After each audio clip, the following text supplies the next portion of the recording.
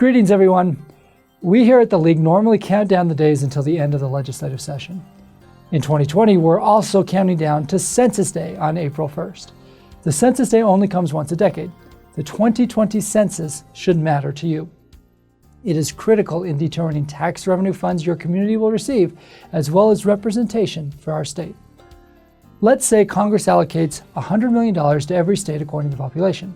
Now let's assume that Utah's population is actually 3.3 million. But for one reason or another, the census only counts 3 million of us. That would mean the state of Utah would get 10% less of the 100 million than we deserve because we were undercounted. That population number impacts the amount of transportation dollars, CDBG funds, local option sales tax distribution, and other monies that our communities receive and will receive in the decade to come. What can you do to make sure that every resident in your community is counted? Historically, there have been populations that have been undercounted. For example, new move-ins or recently arrived migrants. This year, there may be more senior citizens without access to the online survey. The first census was done in 1790, but it was not done online. In 2020, it will be. That could actually deter people wanting to participate in the census because of their questions about security and privacy. There also was a concern months ago that the census would ask about citizenship. That will not be the case, but it's possible that some of your residents will be afraid of being counted. As community leaders, we know that for the good of all of us, every person should count.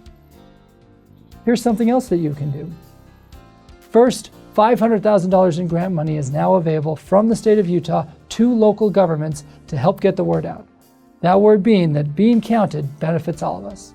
The legislature just allocated this money in special session to help with the communication outreach, and the deadline for the grant is November 8th. Thus, apply for the grant money immediately.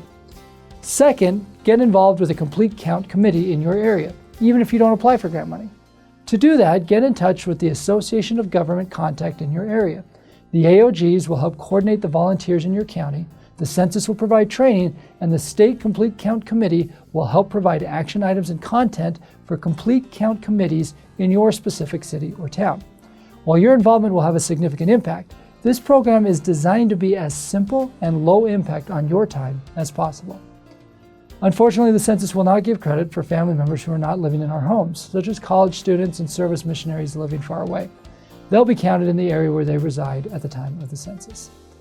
Let's do everything we can do as city leaders to make sure our residents count. It will impact our communities for the decade to come. If you have any questions, count on us at the League for answers. And remember that government closest to the people governs best.